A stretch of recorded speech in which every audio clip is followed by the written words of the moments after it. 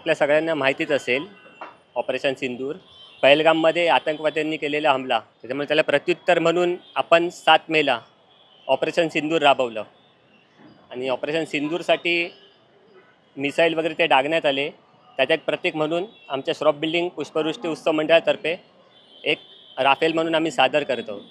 आमची सुरुवात तरी जवळजवळ 2.5-3 महिन्याच्या अगोदरपासून होते. म्हणजे मीटिंग लागते, त्याच्यात सगळ्यांचे निर्णय घेतो आम्ही, आयडियाज येतात, कोणतं चित्र करायचं कोणतं नाही. तर सर्वानुमते हे चित्र आमचं सिलेक्ट झालं आणि त्यासाठी आम्ही सर्वानुमते सिलेक्ट झाल्यानंतर मग आम्ही तयारी करायला सुरुवात केली. त्यासाठी जी सगळं लागणारं साहित्य वगैरे आणलं आणि नंतर काम सुरू केलं. म्हणजे 2 महिने तरी झाले चालू करून. रिस्क फॅक्टर म्हणजे जवळजवळ आमचं हे 56वं वर्ष आहे. तर त्याच्यामुळे रिस्क फॅक्टर म्हणजे त्यांचा संयम आम्ही त्याच्याबद्दल व्यवस्थितपणा आमचा तो आहेच.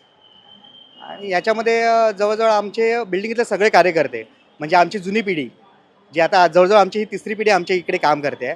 तर आमच्या जुन्या पिढीनं जो आम्हाला वसा दिला, तोच आम्ही आमचा वसा पुढे चालवण्याचा प्रयत्न करतो. एकूण ह्याचं जवळजवळ 250 किलो एवढं वजन आहे.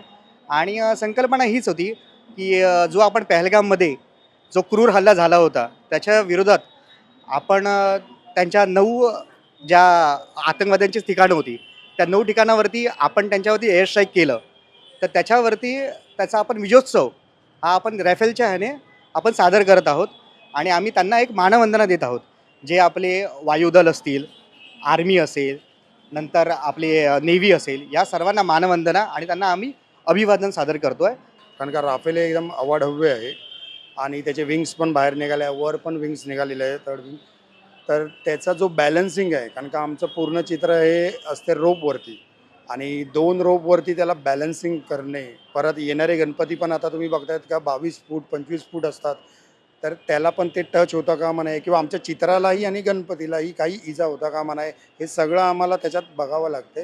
हेच आमचा मेन मोटो आहे का जे काय होणार, जी फुलं पडणार ती त्याच्यात जास्त करून डोक्यावर पडतील फुलं, ते आम्ही बघतो आणि त्या हिशोबानेच आम्ही त्याचं हाईट खाली किती असणार, रोपच्या वर किती असणार. 1 टन फुलं आमची लागताच आम्हाला. कारण का आम्ही गेल्या वर्षी पण आम्ही 3 वाजेपर्यंत आम्ही पुष्पवृष्टी करत होतो.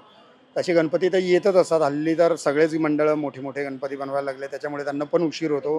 कारण का घरातला जरी गणपती आला तरी आम्ही पुष्पवृष्टी करतो. असं असं नाही का मोठ्याच गणपतींवरती पुष्पवृष्टी करणार, असं काही नाही आहे. प्रत्येक गणपतीवर करतो. मग तो अर्धा फुटाचा असू दे, पावचा जरी असू दे, नाहीतर 22 फुटाचा असू दे, आम्ही करतो सगळ्यांबरोबर.